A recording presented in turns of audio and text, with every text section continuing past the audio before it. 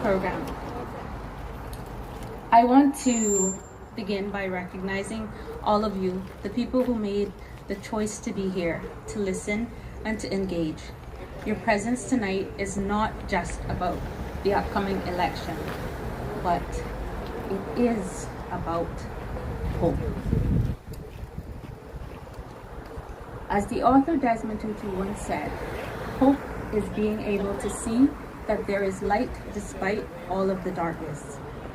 By coming out tonight, you are showing that you believe in the possibility of positive change, that you believe our community can move forward together, stronger and wiser. Scriptures remind us to speak up for those who cannot speak for themselves, for rights of all who are destitute. Speak up and judge fairly. Defend the rights of the poor and the needy. Tonight is a night to reflect on leadership, to reflect on justice, and how we move forward together as a community committed to fairness and opportunity for all. Over the past few weeks, many ideas have been shared across our islands. Tonight, we continue that conversation, hearing from various speakers and from candidate number one, Mr. Philip Ebanks, the independent candidate for Red Bay.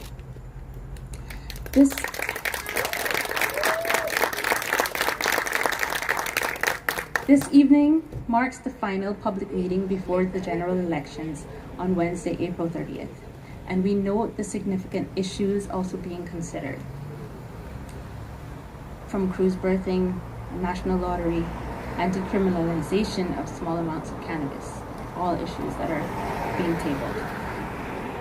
As President Barack Obama once reminded us, the best way to not feel hopeless is to get up and do something. And you have done that just by being here tonight. So, as we move through the program, I encourage you to listen carefully, reflect thoughtfully, and continue believing in the power of your voice and in the power of your vote. Thank you again for being here, and let's begin.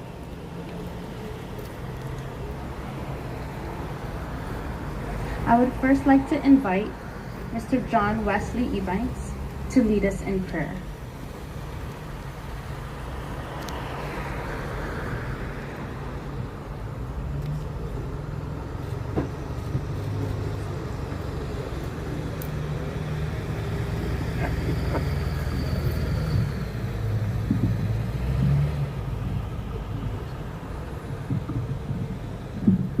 Good evening, everybody. I hope you can see me because I can't see you. That's why I see the lights in there. Anyway, it's good to be here tonight. I've been asked to do a prayer for this gathering, this meeting here tonight with my good friend Philip. And let us pray. Our dear, gracious Heavenly Father, once again tonight, Lord, we come seeking your blessings. Your blessings on this meeting, blessing on this community, and blessing on this island, on these islands as a whole. Lord, you know the many needs that are out there.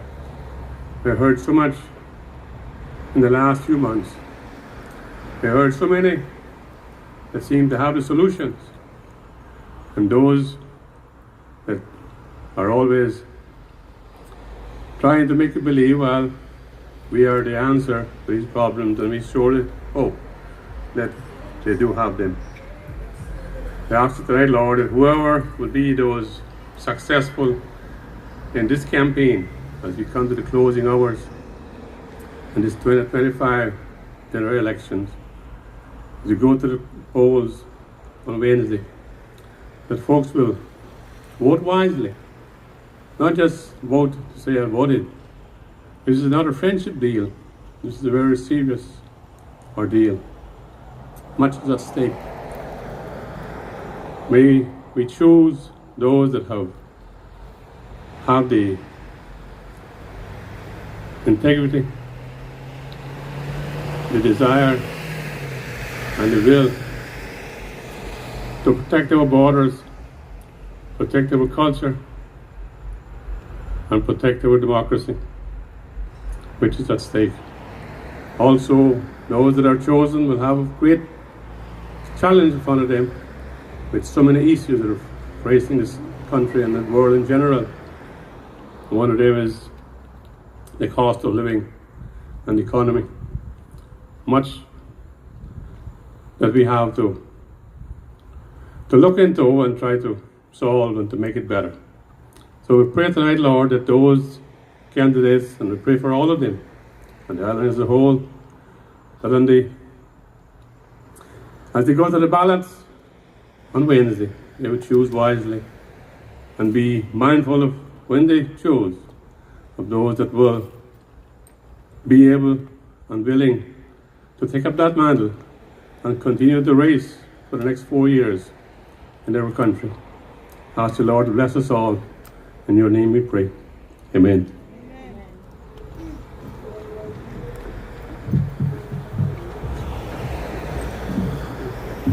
You got it. Thank you. And thank you so much. Our next item on the agenda for this evening, we will have the delivery of our beautiful Beloved Isle Cayman, the national song, by Mrs. Kayla Woods. Please all stand as Miss Kayla joins us.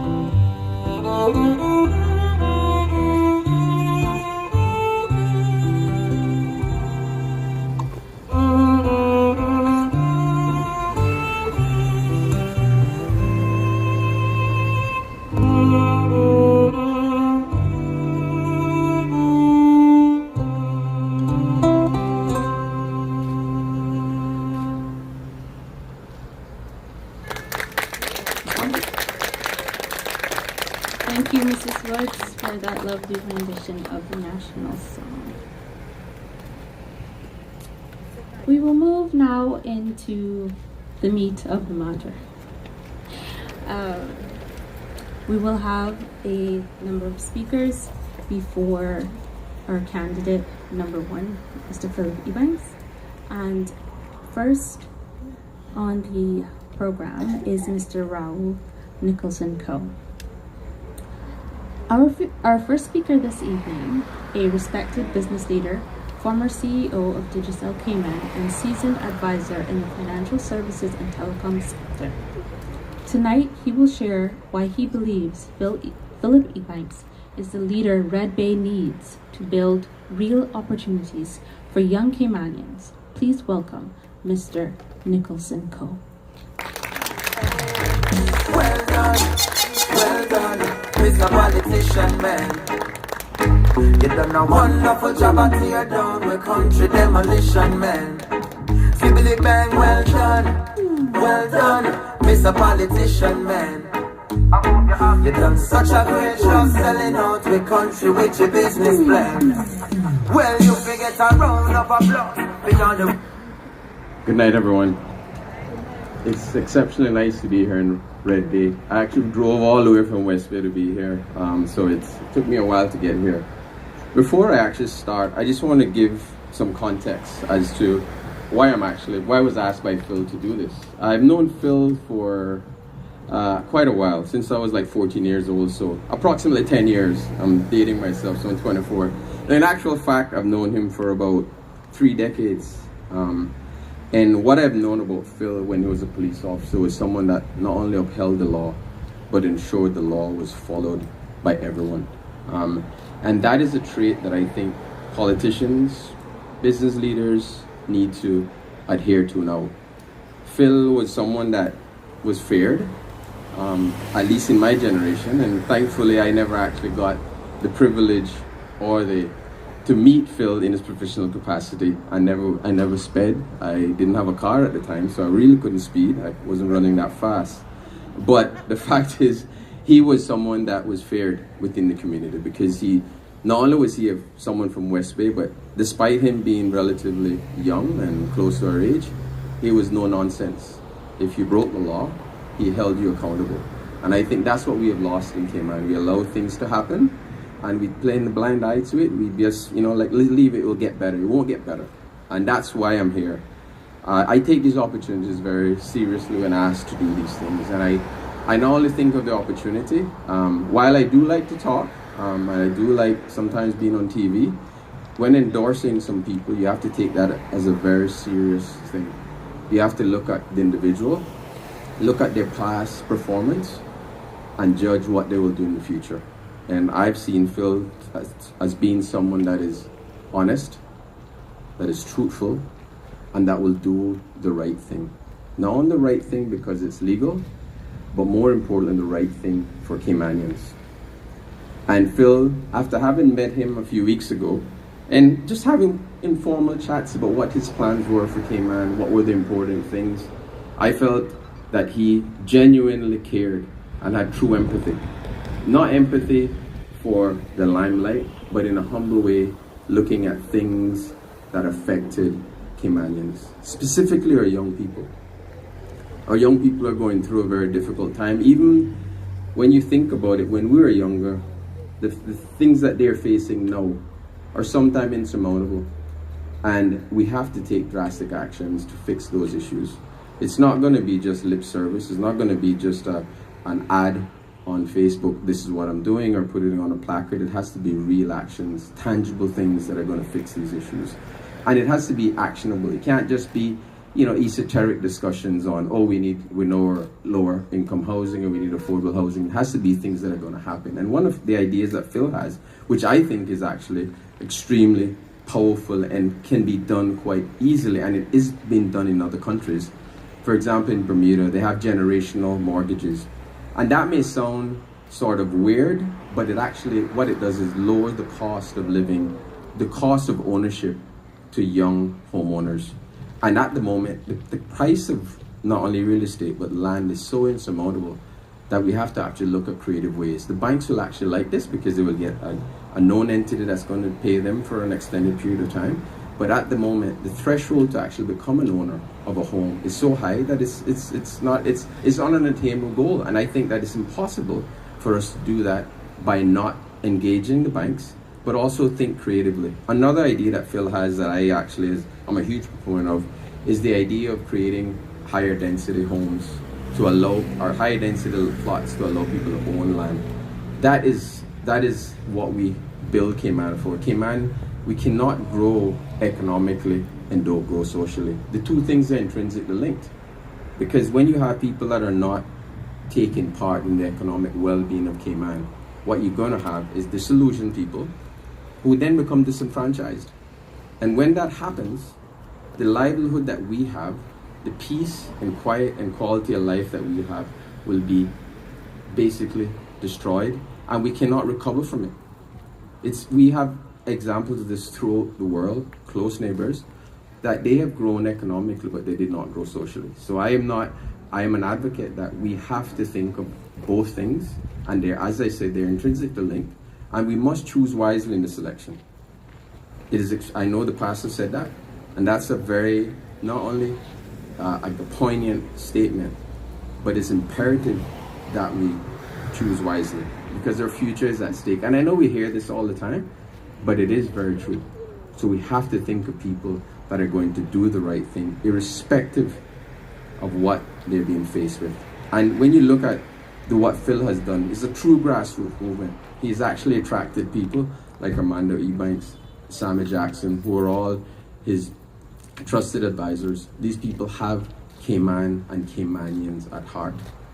And we're not going to just talk about it. I don't see Phil as someone like that. He's a no-nonsense guy that's actually going to speak from his heart. Miss Matley's his mom. Miss Matley is someone that I have known for a long time who actually speaks her heart. And he didn't fall too far from the tree. He speaks from his heart. And I think that's the type of leadership that we want. We don't want politicians, right? There's a huge difference between a politician and a representative. A politician tend to make decisions that are actually benefit themselves or benefit the people that actually are around them. Representatives represent the people, and they represent not only the Red Bay community in Phil's case, but we represent Cayman, and that's what I think we're here to do. So basically, I'm not going to be very long, and I'm going to close this quite quickly. So on April 30th, you need to vote for a true representative, not a politician. And that's what I want people to take away from this. If there's only one thing, vote for a representative. Don't think of a politician. Red Bay and Cayman will be in a much better place with Philip Ebanks as a representative. So on April 30th, vote number 1, Philip Ebanks, and I guarantee you that Cayman and Red Bay will be a much better place for us all.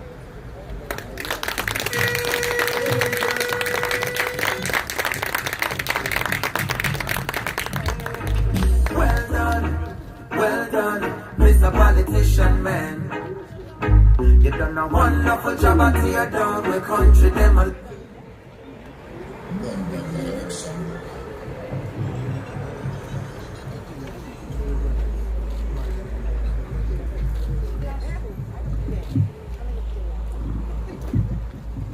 So up next on the program, we had Mr. Mario Ebanks, but he sends his regards. He has not been able to make it as yet. If he does make it before we finalize, we will invite him up. But please allow me to share something with you before I bring the next speaker up. And Mr. Philip doesn't know that I have this. He doesn't know that this exists. But I want to tell you that before I accepted the invitation to MC tonight, I reached out to a colleague of mine who I referred to Mr. Philip Ebanks when she was looking for a placement for her internship after completing her law degree. And because she worked closer with him, I said to her, should I accept this? Does he have any skeletons in his closet that I should know about? Should I run the other direction? And she texted me back and she said, I'll get back to you later. I'm going to court. So that actually, it didn't come in until the next morning, and opened my WhatsApp, and there it was. She actually wrote an acrostic poem with Philip's name, and I would like to share it with you because it is beautiful. So not only did she send her endorsement, she wrote a poem that basically captures his character. So the poem is called Philip by A. Vaughan. P. Passionate about people, his work, and the future of his country. H. Humble and ready to serve. I, intelligent, imaginative, and inspiring. L, loyal to his commitments and to his community. L, limitless in his vision for Cayman. I, inclusive and ideal for leadership. And finally, P, practical and proactive, a powerful force for positive change. Isn't that beautiful?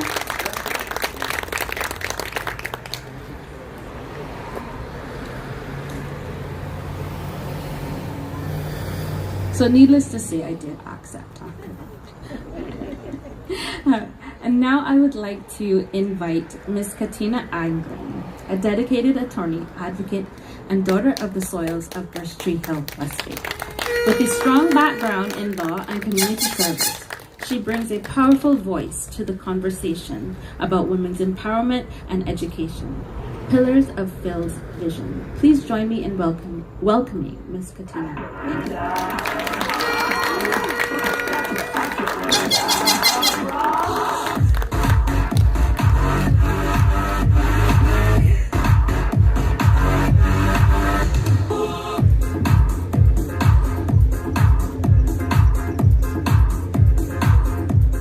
Thank you all very much for being here tonight.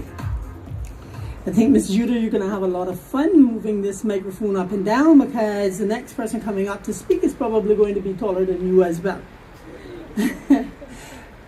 I am honored to be here tonight to speak to you about the man for Red Bay, Mr. Philip Ebanks. For those of you who do not know me, I am Katina Anglin, and I am a 2020 graduate of the Cayman Islands Law School, also known as the Truman Bodden Law School, also known as the campus for the University of Liverpool. In 2023, I was called to the bar. Phil appeared on the steps outside the courthouse just during my photo taking session, and he became a part of my celebration. Following my call, I needed an opportunity to work as a new young attorney. And Phil immediately provided me with that option, with that opportunity. And so I know that there's a lot of people talking about, there's some 62 candidates, I think it is, vying for positions, and they're all talking about employment and opportunities for Caymanians. This is the man who has proven it before he's even elected. And I am proud to be here tonight to speak to you about Philip Ebanks. You see, the two things that were mentioned by the speakers, Ms. Judah spoke about tonight being a night of hope. Mr. Raoul just spoke about representatives and the need for action. And those two things fill the hearts of every new employee. We hope that somebody will give us the opportunity to prove ourselves, but we also hope that they will invest in us. Not just take us on to count us as a number so they can strike us off, but take us on so they can invest in us, so that they can give us the opportunity to take action. And those actions are dependent on what is required of us in the moment, but to train us in the way that we should go, so that as we go along, we know the path that we must follow. Because it's one thing to be filled with hope, but if there's not somebody else walking beside you to help you fulfill that hope, you're just filled with hope and no fulfillment of hope. And so, Phil, I thank you. I will always be grateful to you. Phil knew it would take some time for me to get on board, but Phil remained patient. And let me tell you, there are people in this audience tonight who know me, and none know me better than me, so let me speak for myself. I am quite a piece of work to work with. So for Phil to remain patient and to keep me on and to continue to nudge me and to mold me speaks highly of Phil's ability to fulfill his obligations and to invest and to continue to groom upcoming Caymanians, to provide opportunities for employment for upcoming Caymanians. Phil never hovered over me, so I never had a sense of being judged or condemned or criticized. But he was always present. Somehow or the other, Phil was always present for me. Whether it was a quick call, an email, WhatsApp message, or I know certain schedules that he has. So sometimes I could just drive over to Cayman Bay and I know exactly where to find him early in the morning, or some mornings Burger King. But Phil was always available to me. Sometimes Phil left me alone to figure it out. And I understood that this was because Phil saw my capabilities. And also because he was not a helicopter, so he was not after hovering over me. But as I said, Phil was always present from a distance. Even now, as he runs for politics, I have that unnerving reality that I am trusted with his firm. But this is a trust that has grown as a result of his own investment in me and being present to guide me and reassure me in my journey that at this time he can step away because he has done a tremendous job at grooming me. Phil was always offering an encouraging word, and in his own special way, he pushed me along when I became a little hesitant, as some of the attorneys in this forum right now know you can be. A little hesitant to take a particular action, or sometimes he reminded me of what my next step should be, or he highlighted the options that were available for me to resolve issues. Phil prefers to resolve issues than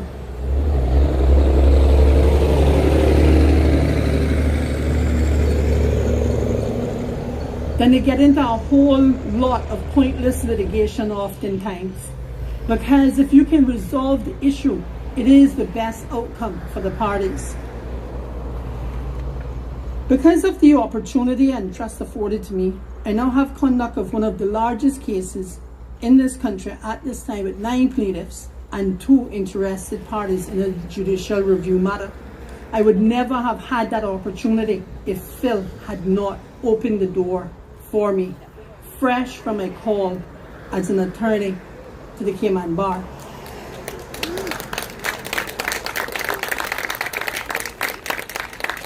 When I got my date for my Privy Council hearing, Phil recognized the importance of that event and that experience. And he did 2 things immediately.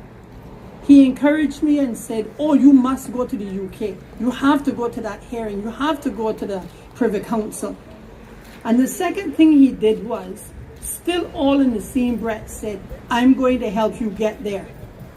And immediately he turned to his computer and he transferred funds to help cover my expenses so that I could go to my own hearing at the Privy Council.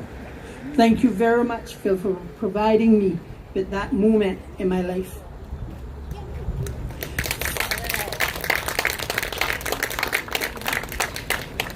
Phil knows that things will not always work out. He knows that things break. And as a young attorney, I was likely to break things. And I did. And when I did, he always found a way to fix them. When I broke the things, I started screaming, "Phil, Phil, oh God, Phil, rescue me." And he would say, "What happened now, Katina?" And I laid it out to him, and he would coach me through the steps that I would have to take. Phil's priority was to hold things together, even the broken pieces, to hold them together and to glue them back together and to make it workable, to fix things, not just for his good and that of his clients, but also for me as a young lawyer. Phil, I will always be grateful to you. The difference between Phil's efforts to grow me and investing in me, and growing and protecting and investing in Red Bay, is that I am a single individual. I can only imagine what he will do for you as a community. As a political leader, as a representative, I am sure that Philip will be a good listener to his people, as he was to me. That he will make fair decisions, as he did with me. That he will be present at the table, as he was with me. And that he will be committed to Red Bay, as he is to my own success. I am grateful eternally for the opportunity that Philip has provided for me as a young Caymanian in the legal industry, and the amount of money that he has invested in helping me to grow, and his time, and his expertise, and his words of encouragement, and his Katina, what happened now remarks.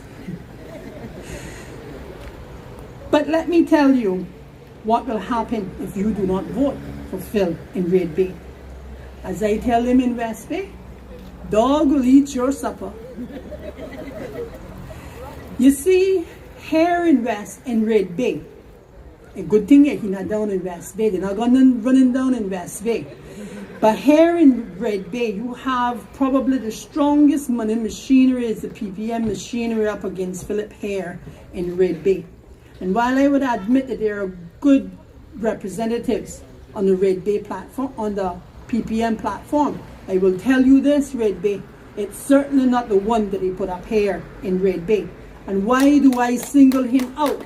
Because he was your incumbent leader's protege. And there's another saying that everybody here knows, and it was said earlier tonight, chip never fly far from the block. And so if your incumbent leader didn't give you good representation and left you with all this muck and mire that you all are living in, what do you think his protege going to do? Anything any better? No, because he wasn't properly trained. So Red Bay, be wise, be smart, be protective of your own future, and vote for our number one, Philip Ebanks, for Red Bay. God bless you. God bless you.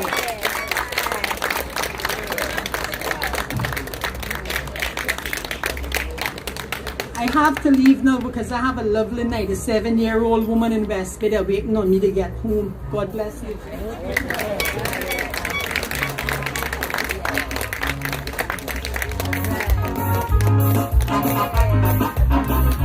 This is the way it should be. One for Philip and you will see. People say that the bus happening, so they want to solve the problems. If you want to change, take this time. 30th of April, vote for this man. Good night, Lana. Thank you, Katina. And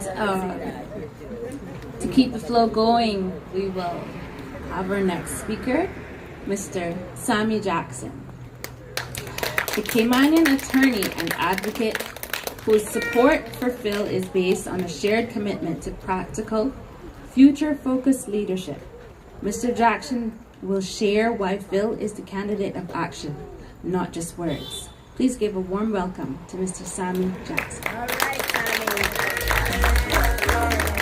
Well done, Mr. Politician Man. You done a wonderful job at tear down the country demolition man.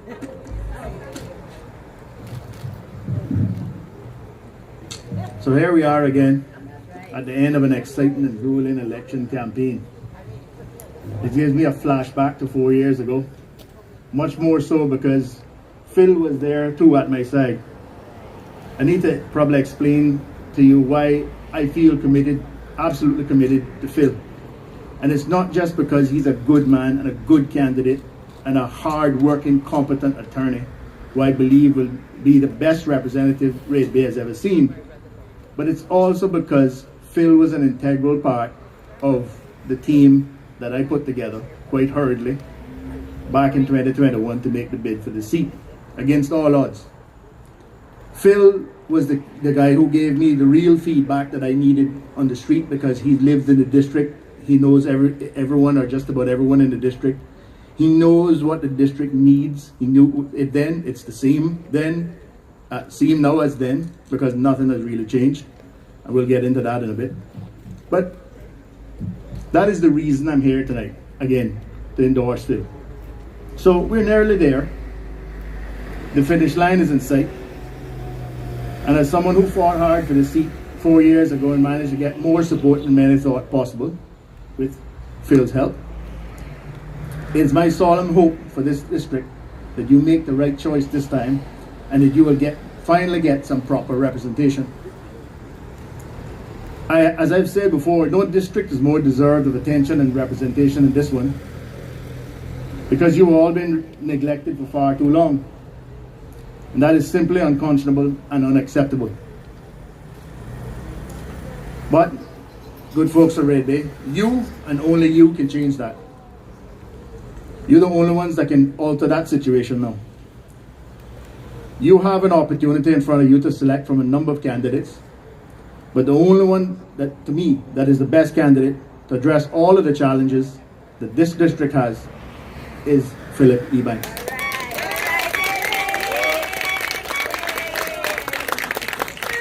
I have previously endorsed Philip, and I've urged you, the good citizens of Red Bay, to avail yourselves of someone who will ably and properly represent you.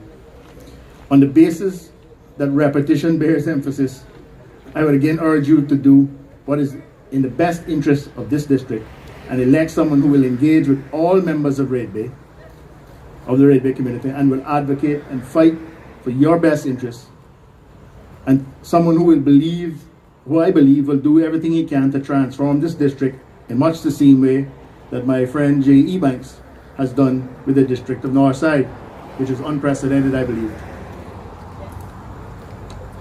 I can say that because, as I've said at a previous meeting, Phil and I have been involved in a joint effort to resist the initiatives of special interests in the government to sideline us within our profession.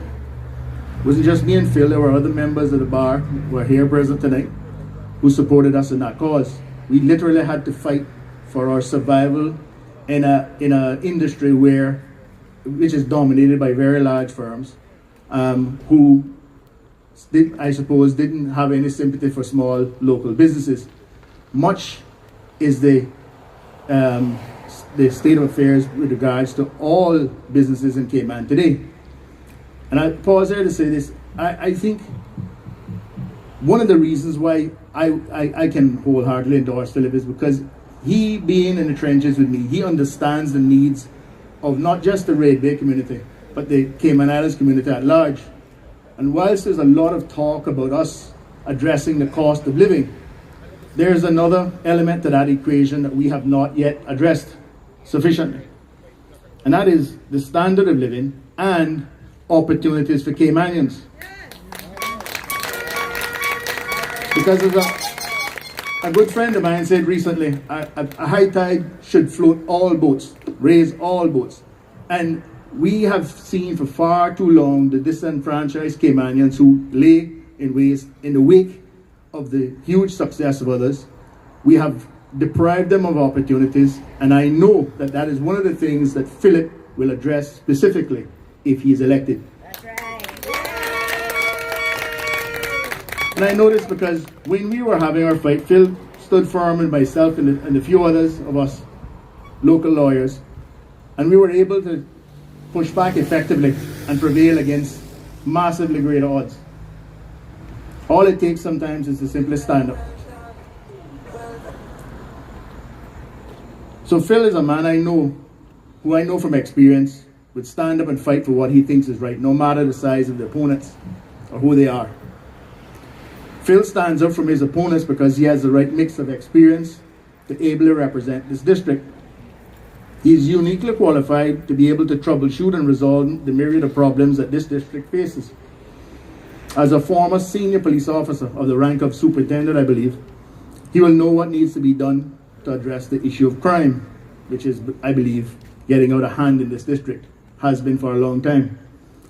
And as the first director of what I call the traffic department, but what was named the vehicle and driver's licensing department, who I believe who also served ex officio on the Public Transport Board. Phil will have does have vast experience in traffic issues, which is one of the things that plagues this district as well. All of this has been said before, but I think it's worth mentioning again tonight, because we need to understand that in order to be ably represented, you need to have people who have that mix of experience and commitment to get the job done.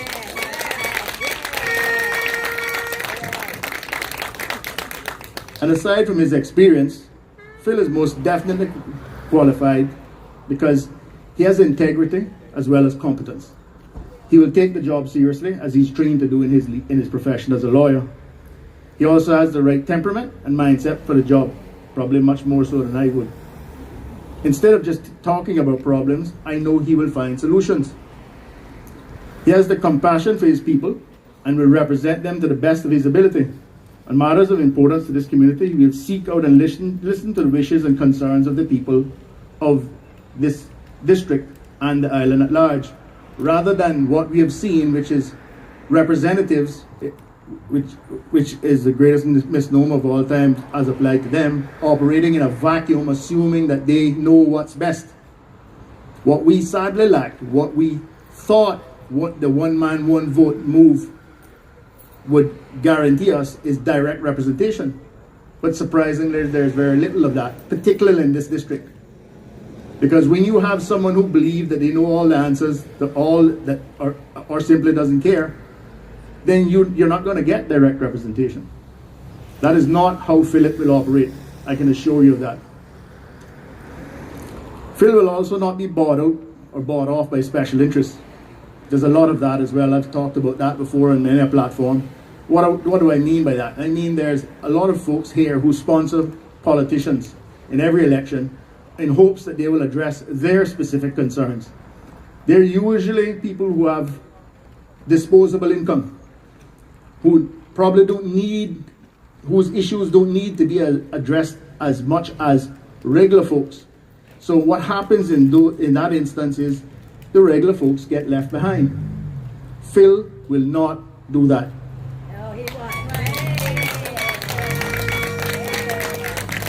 He will not support anything that is harmful to the interests of this constituency or the interests of these islands.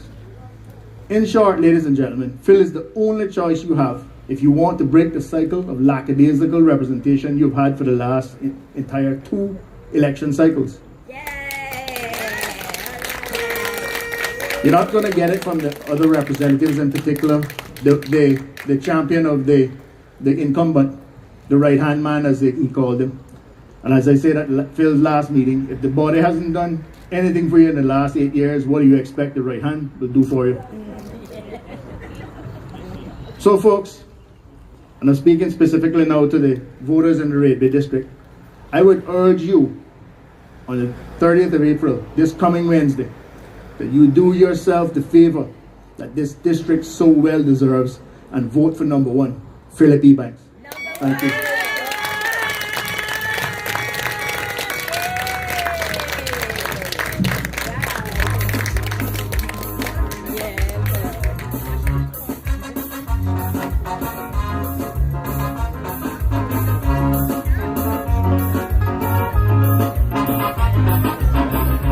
This is the way it should be. Vote for Philip and you will see. People fed up with what's happening, so they want to solve the problems. You wanna change, take the stand. 30th of April, vote for this man. And everywhere that you go, Philip the man that everyone knows. Say this is the man with the plan. You cannot find a better man. All you people in Red Bay, vote number 1 on voting day. This is the way it should be. Vote for Philip and you will see. This is the way, this is the way. Vote for Philip and you will see.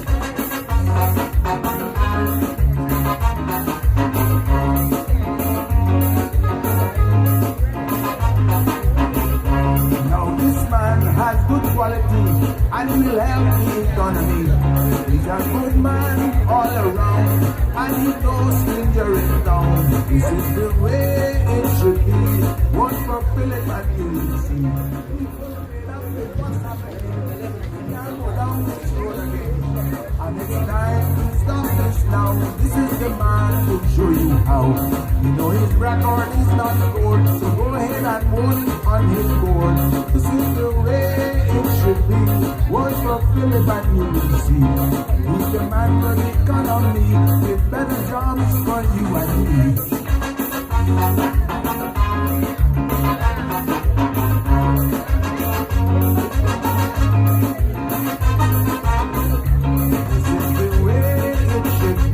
He has solutions for you and me.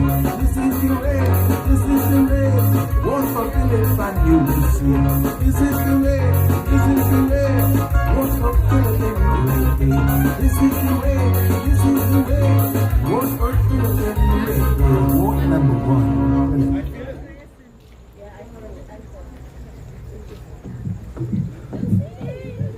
I have to be honest with you guys, they're throwing me down the deep end here.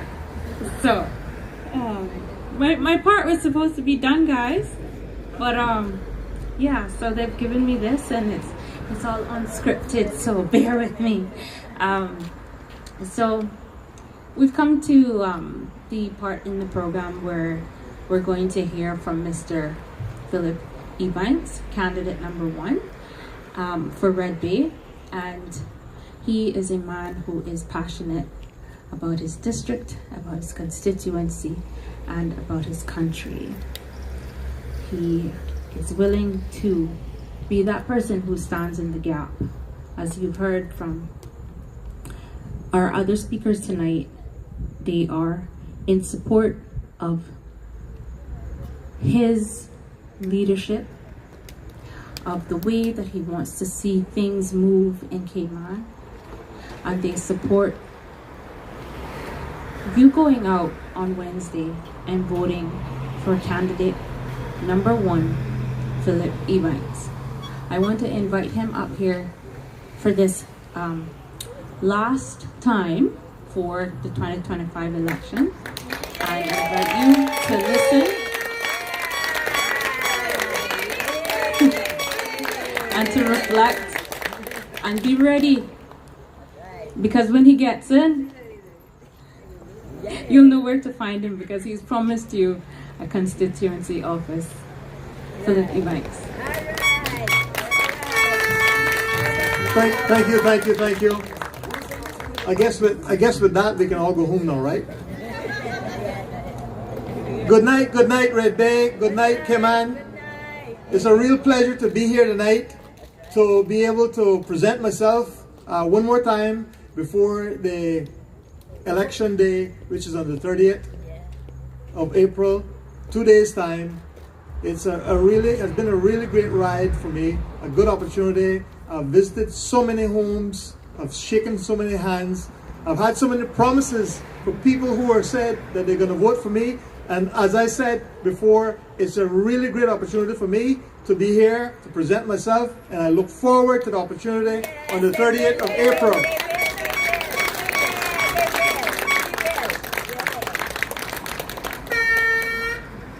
Tonight, we have the opportunity to be here at this venue, which is owned by the Sotos, and I just wanted to make sure that I remembered my manners. I think you should always remember your manners when you come to somebody's house.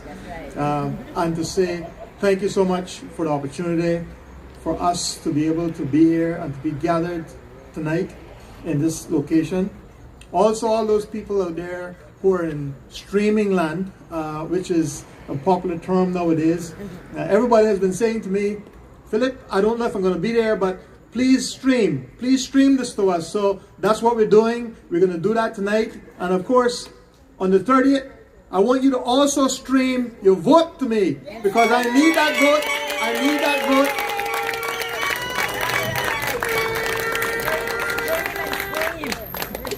Yes, so important that we do get that part of it straight. Tonight, we're at a crossroad of decisions, is how I would term this. The question of who to trust why to trust, who you should trust.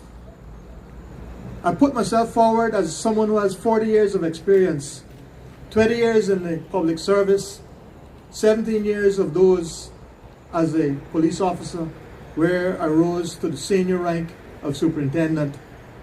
Then for the last 20 years, I've spent as an attorney at law, where I've worked in the trenches. You've heard from people like Ms. Katina Anglin and others, Mr. Jackson and others, about my acumen as an attorney.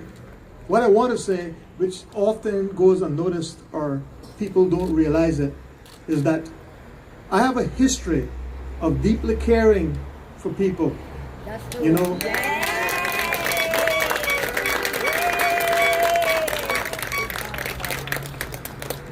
even in the midst of this election season, I call it silly season because that's sometimes how it comes across. You find that there are individuals who will sometimes say things that are absolutely hurtful and very often untrue and defamatory, which of course we as candidates are either expected to accept or to file a lawsuit.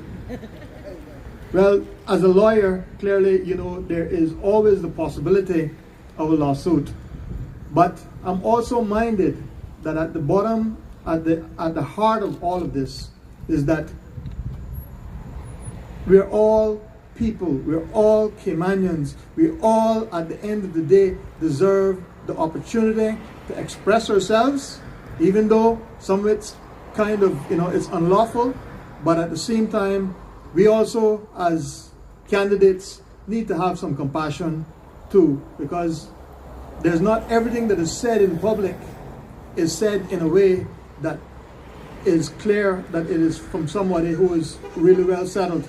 And we need to be aware that those things do happen and also be able to respond accordingly. Speaking of my experience, I want to just simply say that we're headed for, surprise, surprise, a coalition government. Most of us who thought months ago that it would be a party-led government and that one of the parties would eventually lead the elections and end up being the government of the day, well, by now that's seeping through to everyone, really, that that's not going to happen. None of these parties are going to get 10 men across, or 10 men and women across the line, and therefore they're going to be forced to either form a coalition government with another party, or perhaps another party, and perhaps some independents.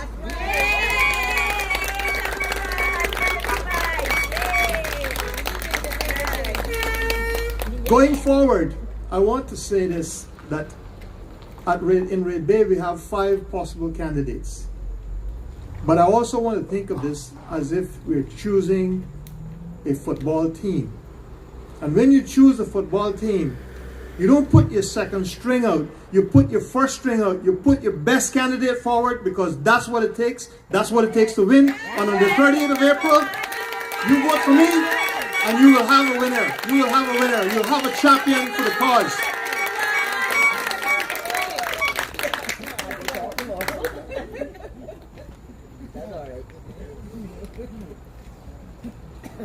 I also want to say that despite all of the rumblings that you may hear, Red Bay is not merely a community to be transferred from one MP to another. It deserves a bespoke approach to representation. We hear of the turkeys that may go around during Christmas season, and we hear that those have now, over the last year, were shifted to Cornish game hens because it was easier to fit in somebody's fridge. I would say, as a Red Bear for the last 30 years, and as someone who's lived in my particular neighborhood for the last 15, that we don't need turkeys, we need representation. That's right!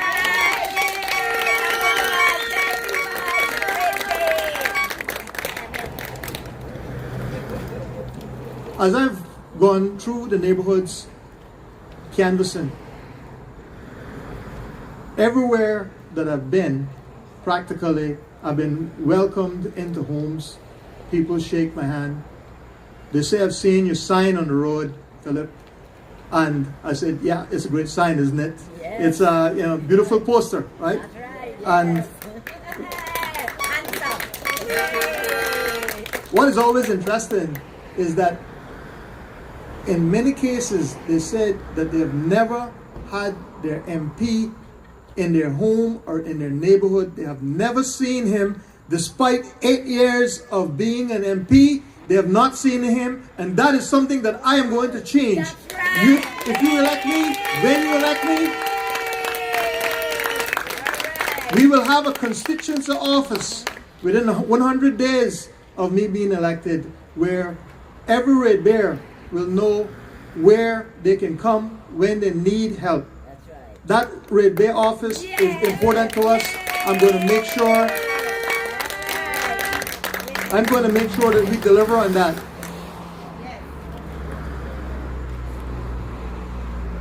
We need an MP of action.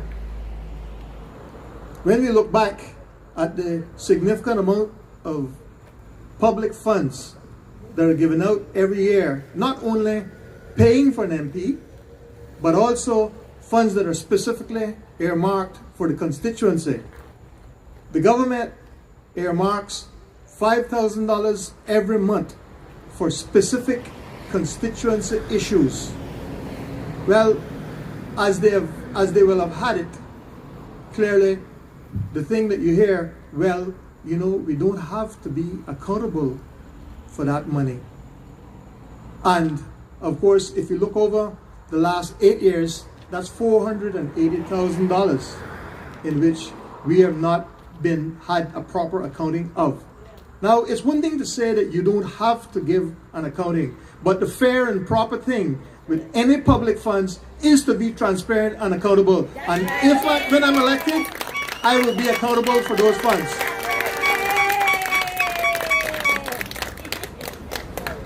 No constituency office, no accounting for it, no action on the road repairs as we go along within the constituency here and we see the state of our roads.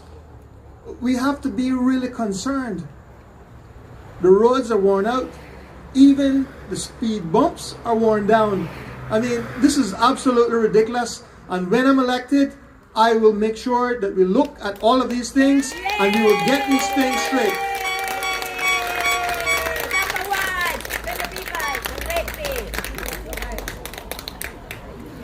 Although Red Bay is, in my view, one of the safest constituencies in Cayman, there are still concerns about safety. Everywhere that you go, particularly as I've canvassed, one thing that you note is that a lot of people have cameras. Also, sometimes you attend homes, and in the homes you hear big dogs. And clearly there is that sort of concern factor with Red Bay. And that concern, whether it's just purely a matter of perception or reality, is something that we need to address. And when I am elected, I will ensure that we put up additional strategically placed cameras in all of the relevant locations to make sure that the constituency can have a feeling of safety, that we can share those things with law enforcement.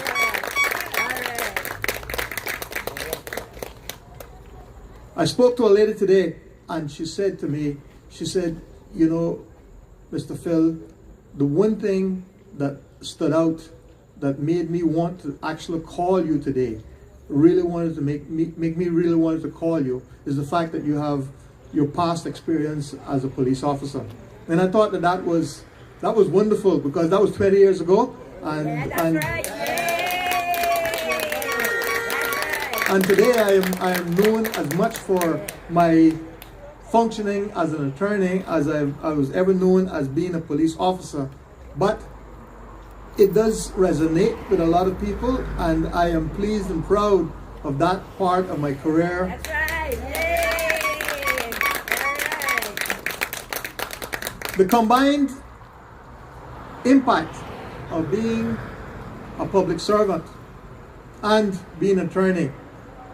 It comes down to one single word: people. It's all about people. I've learnt my stripes. I've found my stripes in the police service, working around people and for people, and I've done the same thing as an attorney. And when I am elected as the MP for Red Bay, I will continue to work for the people.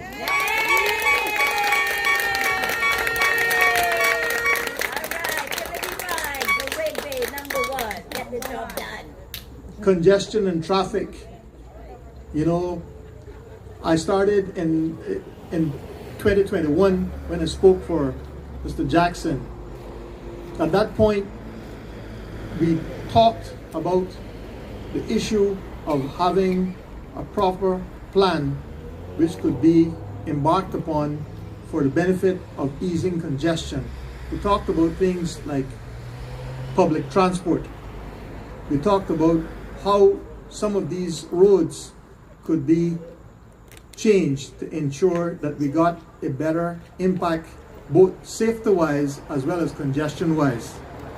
Sadly, it looks like this is still another topic again this time around, and this time around I am going to be the one who brings to fore the impact that we need to ensure that we ease congestion, that we take care of the things of safety in this issue, that we have fair opportunity traffic lights at these junctions here with Victory, Selkirk, Admiral, and so on. That's right.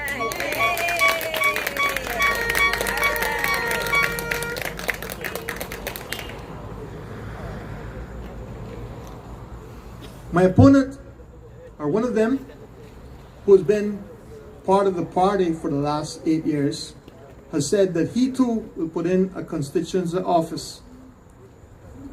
He said, however, it appears that that is based upon both him and the candidate for prospect both being elected.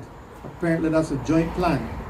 Well, I tell you tonight, Red Bay, 100 days from my election, I will have a constituency office in Red Bay. The people of Red Bay deserve it. They've earned it, and I will ensure that we have that constituency office here in Red Bay. In order to ensure that that goes forward, I want you to remember that on the 30th of April, which is 2 days' time, you have to vote for me. You have to vote for me because I can't make it happen without you do that.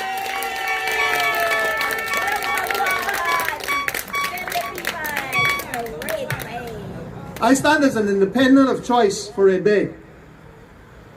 My promises are not conditional on following any party lines.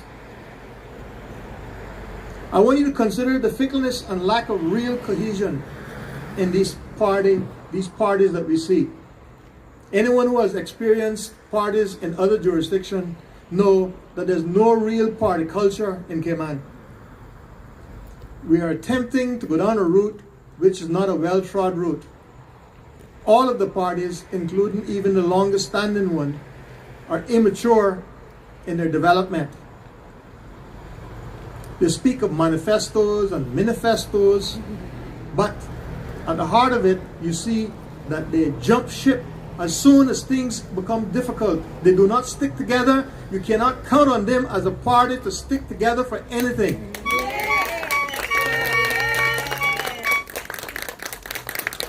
They flip and flop back and forth as it suits them. It's as if it's a political mattress. We see that even weeks before the formation, before a nomination day, one of the parties was criticizing the government for overspending. They were saying that in fact, it was one of the worst things that they could do in this country is to overspend. This $150 million that was on the table, it was irresponsible. It was going to drag the country into real difficulties. Yet, come nomination day, they joined with 4 of those members to be a party standing for this government, the next government.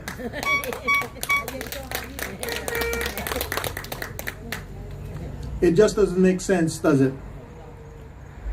And other parties, firstly, as I said, there's no real party culture. None of the new guys, nor the old guys have any stature as a party. There's no cohesion, no DNA of a party. They flip and flop, and they will continue to do that. As soon as things get difficult and they see the opportunity to jump ship, they will do it because it is self-serving. It's what they do. They've done it all along, and there's a good reason for it, which I'm going to tell you. I'm going to explain to you why it happens, but it's the nature of parties in Cayman. For those of you who grew up in Cayman in the 1970s and 80s, we were at a time when we were much smaller, where we would elect independent members and they would form what you call teams. At that time, our forefathers, they would never even mention party. And there's a reason for that, because the history of parties in the Caribbean is not one that we can be very proud of. You know, we saw what was happening with our neighbor, Jamaica, and our forefathers, quite wisely at the time, said that we were not going to have people marching through the streets with flags and burning car tires. It was not going to be a part of Cayman politics, and we've really been able to go forward and to progress because of that particular decision. And I want to make sure that we do not fail to understand that even when things look difficult and it looks like having independence may somehow not allow us to have the kind of traction to move forward, the reality is that this is simply our system at work. It is not supposed to be simple. It's supposed to be difficult work. We need to put the people there who are going to do the work. And if you put me there on the 30th of April, I will work hard. I will work hard to help select the next government. And that's the way it has to be.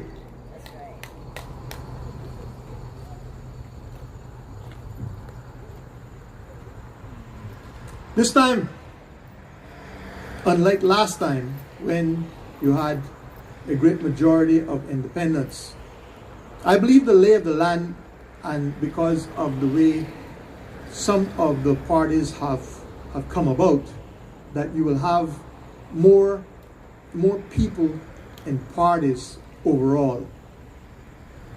They will not, none of them will be able to make 10 members, but collectively they probably will be able to make 10 members. The problem with that approach, of course, is that it still comes down to how a party will react. Will they be satisfied to be second and not the majority in the party? In other words, be the majority leader in a party. That's always the question that you have when you start talking to parties. They will tell you in many cases that they know their duty, but in fact, what they won't tell you is that they are prepared to work with another party towards forming a government. Independents, we understand our role.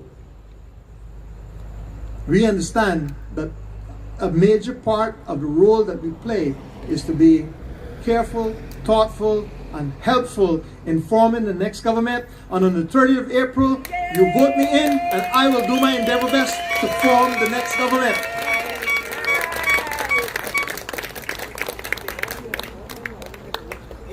This country, we're talking about issues of education. As we go along and we see the statistics, by some accounts, 70% of the children entering high school are not reading to standard.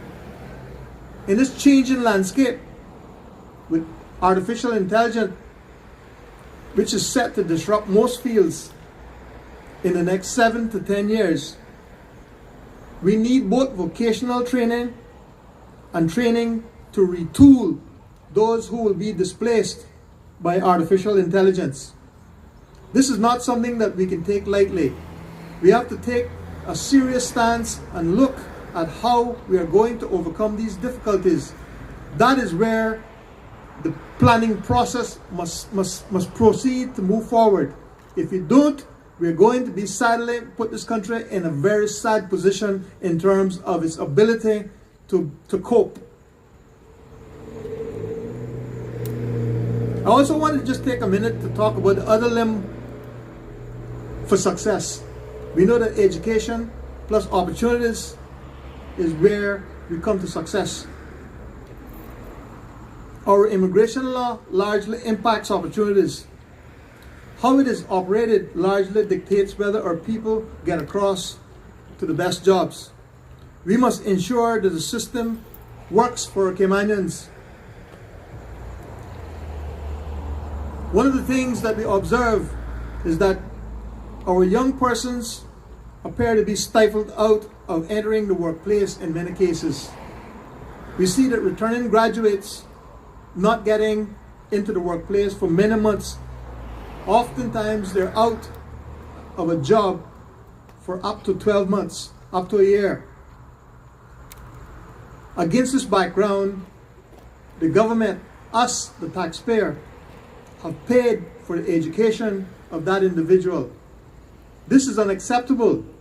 We can't be sending our people abroad for 5 years to do, or any period, to do further education, to become educated, and then to come back and not be able to find a job for them to fit in. We must fix that.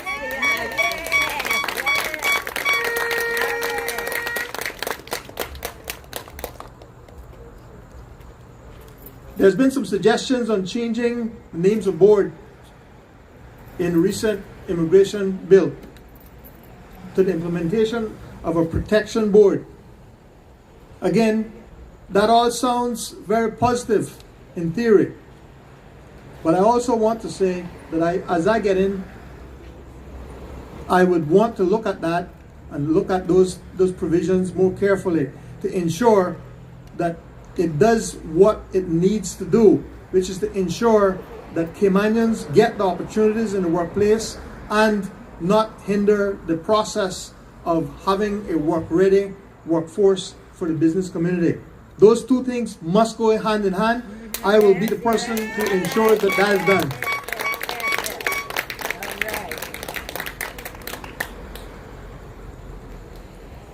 One of the low-hanging fruit, as I call it, from my review of the current provisions is that as we look around and as we look at the process by which work permits are renewed, we see that work permits are renewed at the end of the 12-month or 24-month period.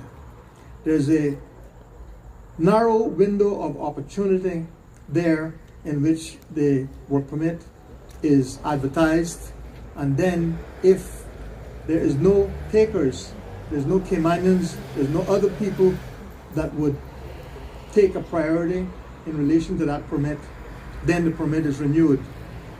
I'm proposing that instead of having such a narrow period of time for that action to take place, I am going to propose that we bring that action forward so that 6 months prior to the expiry of a work permit, we go through the process of advertising for the work permit. And in that way, Caymanians and persons who are interested in that job have more than ample opportunity to apply. And this is all about opportunities.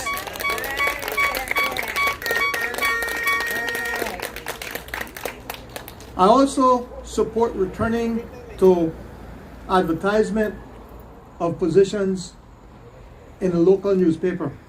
And there's a couple of reasons for that. First of all, I believe that transparency is very, very important. And I believe that when it's put in the newspaper, there can be no contest about it being transparent, about people having a fair opportunity to apply for the job.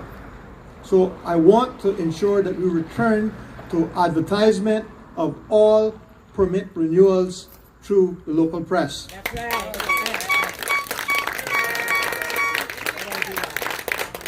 The second reason for that is that as I've spoken with some of our public servants who are in the know and who understand the workings of the boards and the working of the work permit renewal process, what has become clear is that the system that they have for renewing work permits, which includes an advertisement process online, that computerized system is often out of service, and therefore, as a result of that, when they come to renewing a work permit, they often ignore that process because the system isn't working. Which leads us to this important point. Many of these cases, we're looking at how we integrate the various systems so that the systems talk to each other. How does the work permit system interact and speak to the system of business planning, the system of advertisement, of business advertisement for renewals, the system for being able to advertise or to notify the authorities that you're seeking a job, that you're out of service, you don't have a job. These systems do not talk to each other. If we're going to rely on systems in this day and age, we need to put the money in place to ensure that these systems talk to each other, because otherwise it doesn't make any sense.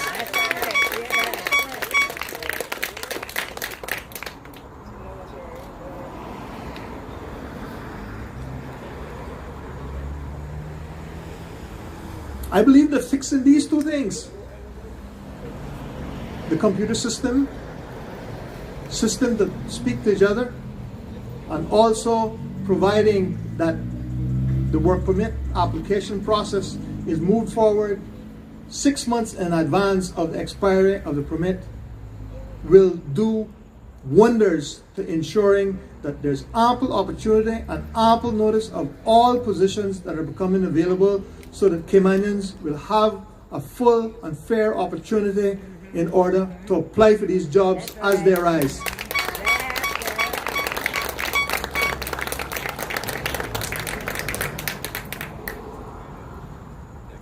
I spoke earlier,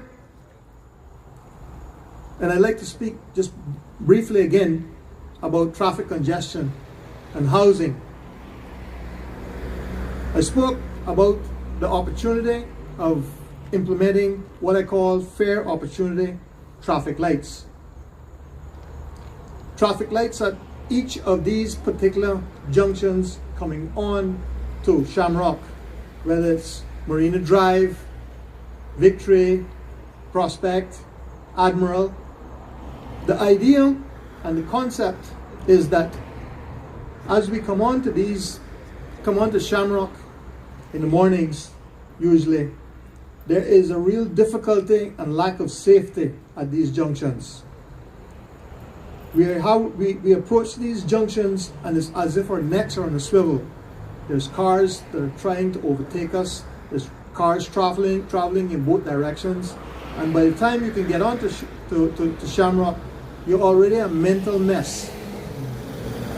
Traffic lights will ensure fair opportunity. It will de-stress the actual activity of coming out from the minor road onto the major road, and that is worth it for us as the people here in Red Bay, and I will push to ensure that that happens.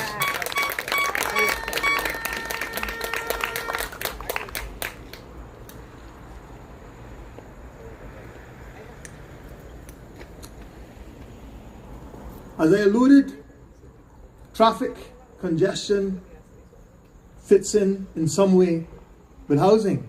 And I know many people will say, well, make sense of that, Philip Ebanks. But the fact of the matter is that the short-term fixes for traffic congestion with existing roads is not going to be an in-depth fix. We're going to have to implement other things in order to ease congestion. Some of those other things will include public transport, which we must get a public transport system in place, but also If you look at the proposed east-west arterial road, the new road that we're going to put in, we must put in. It needs to be put in. When we do that, we must look at that road not only as a matter of putting in an additional road, but we must look at it from the perspective of ensuring that we build additional communities. And what we need to look at is to make sure that we put in zoning, we purchase land in that area before we put in all of those roads, because once you put those roads in, the price of the land goes up. So we must act proactively, protractively, and ensure that we're very sensible about the way that we approach putting in that road. We must try to ensure that we buy some of that land before we put in the road and increase the value of it. That's what I'm saying.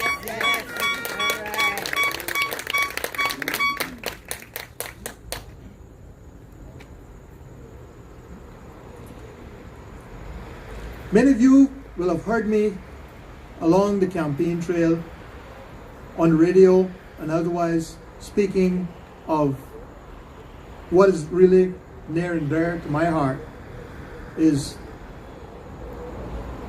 how we treat and how we deal and how we respond and how we provide for our senior citizens and those of us who are not yet able to fend for ourselves. And I'm talking about persons under 18 and persons over 65. It is clear to me that there's many sad stories out there of individuals in those two groups who cannot afford health care. This is sad, it's irresponsible and improper for us as a country not to take care of this important area, and I will champion that, ensuring that we have health care for those over 65 and those under 18 once elected.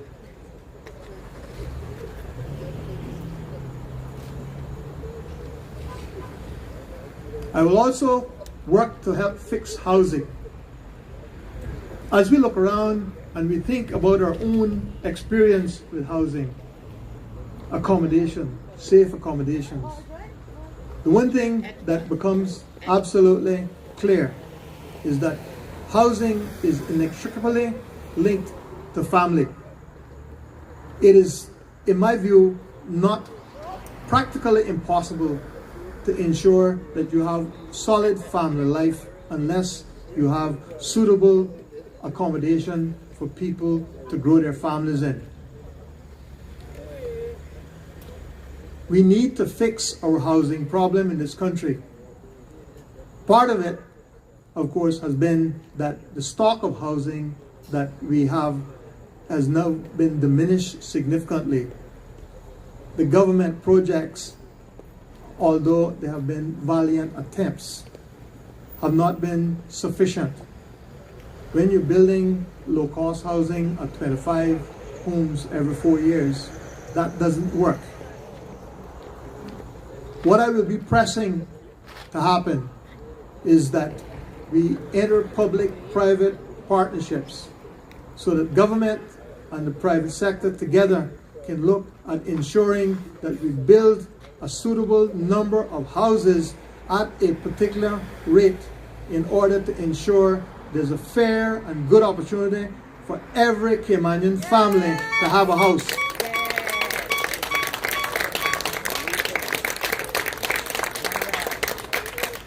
I know I said house, and of course I just want to clarify that it may not necessarily be a house. It might be an apartment, it might be a mini house. It could take a number of forms, and I think that we need to keep all of these options open and available and make them available, because there's no one size fits all that works. We've got to appreciate that the needs of different individuals may vary.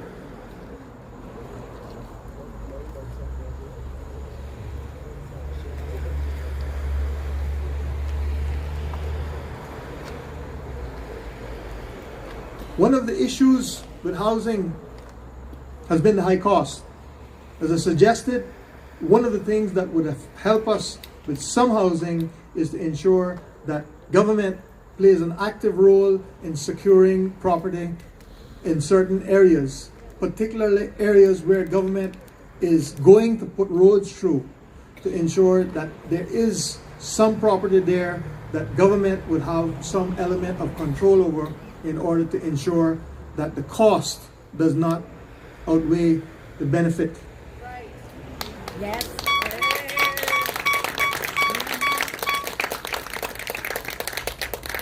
The other part of the cost issue is much more involved, but it's direct in the sense that right now mortgages are offered 25 to 30 years. We don't get long-term mortgages. One of the options that we need to have on the table is multi-generational type mortgages, mortgages that can go on 40 or 50 years. And in that way, we are able to reduce the monthly outgoings to service the mortgage. And that, I believe, is a very good reason and a good way for us to really have an impact on the cost of living and to allow for Caymanians to get homes.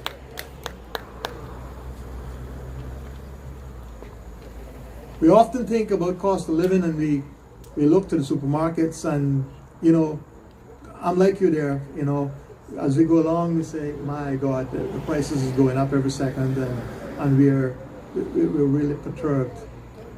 And of course, we also do understand that everything that we have in these supermarkets is imported. So therefore, how much of an impact we can have on imported goods is, there's not, in my view, a lot of difference that we can have in terms of cost of living in that category. I looked at the tariffs and clearly there is, most of the essentials are already in the tariff-free area. But fresh fruit and meats seem to still have a tariff. I believe that that is something that we should look at, because from two perspectives, first of all, to lower the cost of groceries, number one. But secondly, and I think probably more important, is that we need to shift our tariffs in a way that allows us to have more of the healthy stuff, more of the fruits and vegetables, and perhaps optionally, alternatively, we should perhaps look at increasing the tariffs on unhealthy stuff, because clearly our health care is another issue that is very important to us. And if we don't look after the way that we feed ourselves and our families, if we can't take care of that better, we will have health care problems, escalating health care, and we need to take carefully about these things.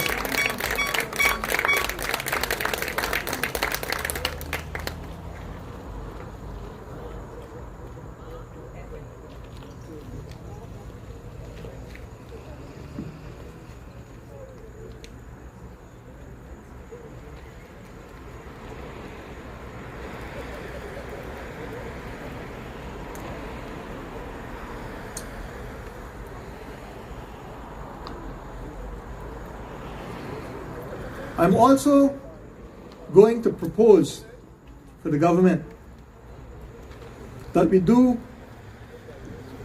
a duty concession of up to $12,000 per year to enable families to import personal products for themselves and their families. We already have we're able to do some of that already by virtue of traveling, which means that for those persons who travel regularly, they probably already get that benefit. But for others who do not travel or do not travel very often, clearly those persons, and they're probably the persons who need the concessions the most, if we're able to give them that concession of up to $12,000 for personal effects, clothing, and that sort of thing, it will go a long ways towards making this place livable for those who really need it.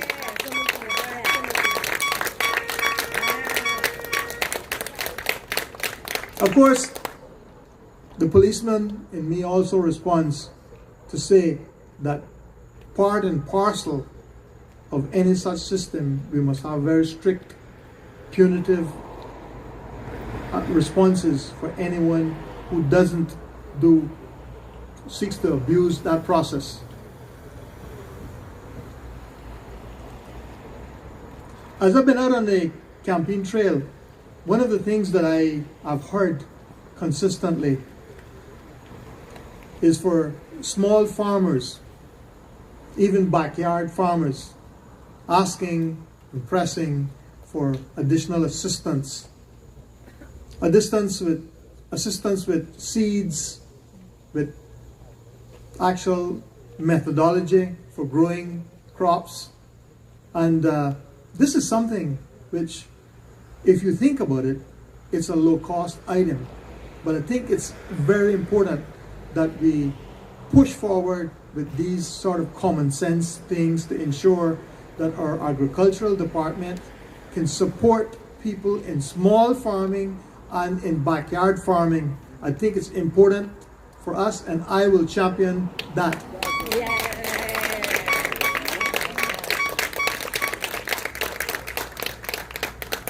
Of course, this will impact a little bit towards the cost of groceries or food stuff for those persons who are so engaged. But I think also, most very importantly, is that there's a health and wellness component. If we get a few healthy herbs, and those persons can also enjoy the benefit of farming. You know, for those of you who spend any time in your backyard, and I'm not big on it, but I know people who do spend a lot of time in their backyards. You see that there's a whole sort of mental,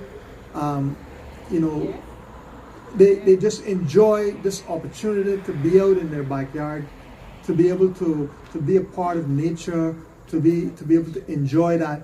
And in Cayman, we keep hearing all the time about the mental health issues that we have. So many young people, old people, middle-aged people are suffering with mental related issues. And I think that encouraging these sorts of small systems, which do not cost a lot, could have significant upside benefits for mental health as well as eating healthy, and it's something that I want to champion.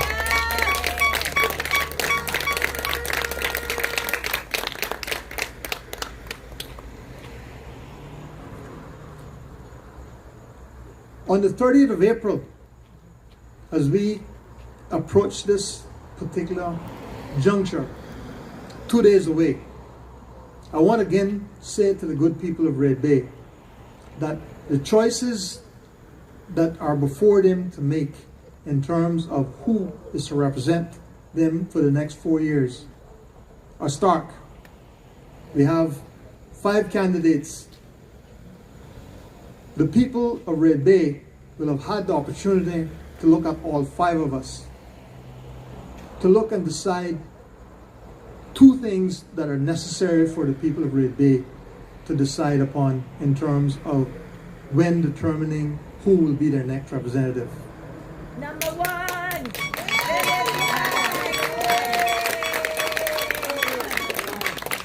Firstly, how the particular candidates will be able to interact with the community. This is very important. You must take this serious. It's important to know that your candidate connects with you, that your candidate is going to be available to you, that your candidate is going to be thoughtful in how he administers the constituency. Give me that vote on the 30th, and I will be that candidate to ensure that Red Bay is second to none.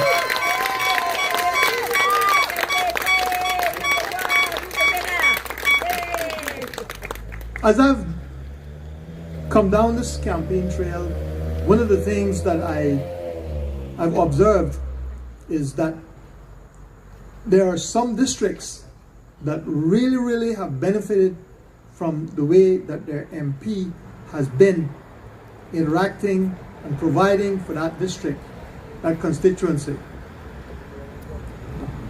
As I've driven around North Side in particular, which has been under an independent MP, and I want to make sure that we understand that the benefit of an independent MP who's willing to work hard for his constituency, he can do everything and anything that needs to be done to ensure that the constituency gets what it deserves. It gets the best.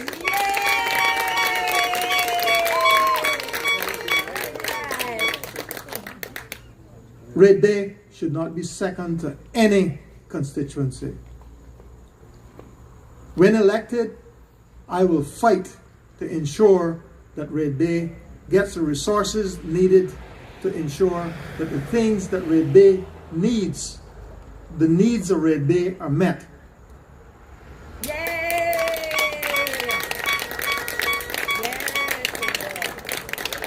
I will also, of course, remind Red Bay that there's another side to this coin. The fact of the matter is that your MP for Red Bay has two roles. First of all, as I said, you must connect with him. He must go to bat for you. He must go to fight for you. I will do that. But there's also a second role, and that's a role of representing Red Bay and the Cayman Islands in Parliament.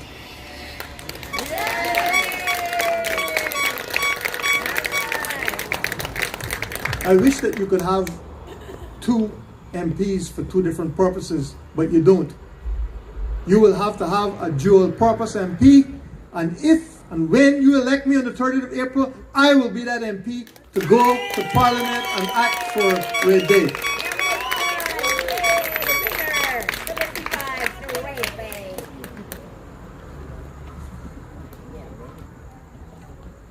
Tonight, I just wanted to also say something, because it's something that I believe that often goes unnoticed, is that campaigning as an independent is something I never really understood how difficult it was to campaign as an independent. Okay, obviously the parties will have the party machinery, they'll have the different possibilities of sharing resources. An independent has it all on his shoulders. The important thing about that, however, is that the experience is invaluable. It's so important because we learn how to really make things work with a small budget and with a small committee. And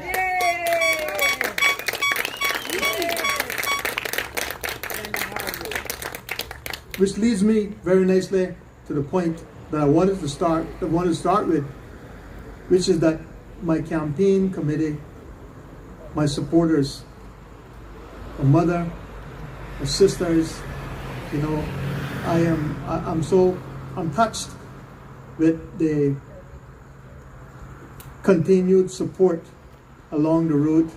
You know, many things that you warned me about that have never transpired, and some of the things that you didn't warn me about that have transpired. But I really appreciate the support, and come the 30th, I'm confident that we are going to be victorious. Of course!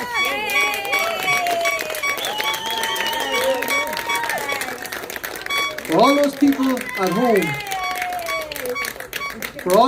home, that are streaming, again, I repeat, please come out on the 30th of April and cast your vote, right? We can't stream the vote. You've got to come out. I want you to come out. I want you to do the things that are best for Red Bay and for the Cayman Islands. I want you to seriously consider me. I want you to come out and vote for me on the 30th of April. And thank you so much. Thank you so much for this opportunity.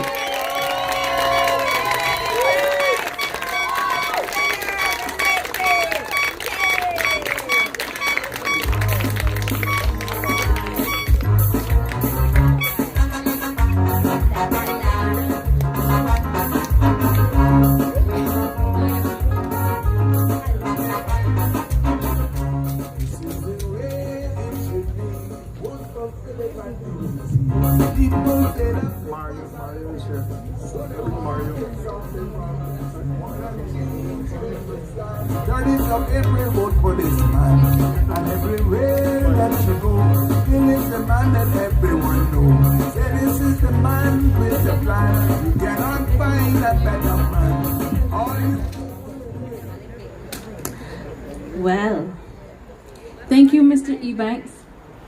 And thank you once again to all the speakers for sharing their time and their insights tonight. This evening we have heard about the areas of focus that Mr. Ebanks plans to devote his time and efforts to. And these areas have shaped his campaign. He has mentioned the need for cohesion and transparency in government, addressing the budget challenges facing our country, making housing more affordable and accessible to Caymanians through economic concessions and multi-generational mortgage options, reforming immigration processes to prioritize opportunities for Caymanians, improving zoning and development planning for sustainable growth, creating integrated government systems to better serve the people, tackling traffic and transportation issues for a more connected and less stressed Cayman, and strengthening education and literacy programs to build a better future for our youth. Tonight was not just about ideas, it was about hope. On behalf of the organizing committee, we sincerely thank the campaign team, all the media companies that were engaged to provide the various different services, the audiovisual teams, the decor, and all of the various different local companies who were employed to make these events happen throughout the campaign. We say thank you for making tonight and the previous nights possible. Thank you to the campaign committee for being the support that Mr. Philip Ebanks needed in order to get through this trying time.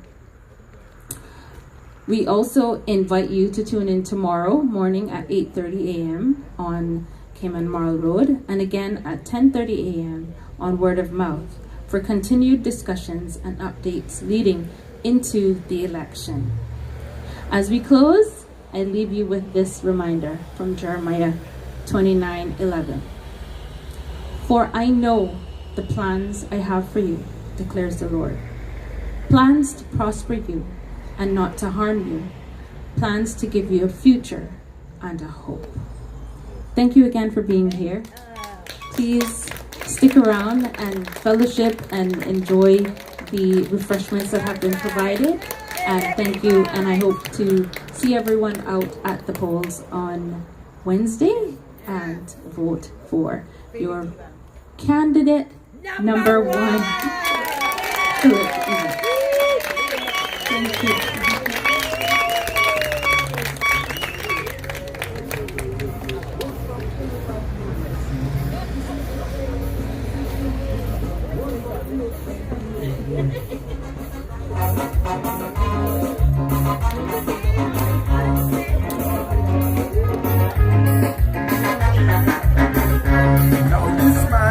Good quality, and he will help the economy.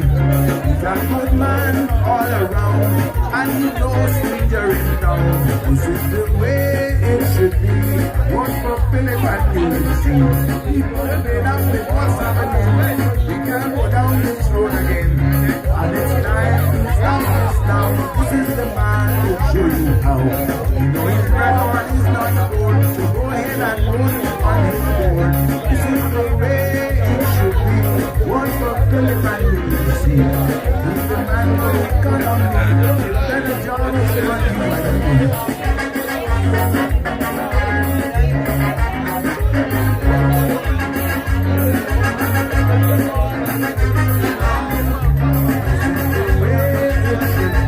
He has solutions for you and me. This is the way. One for Philip and Unity. This is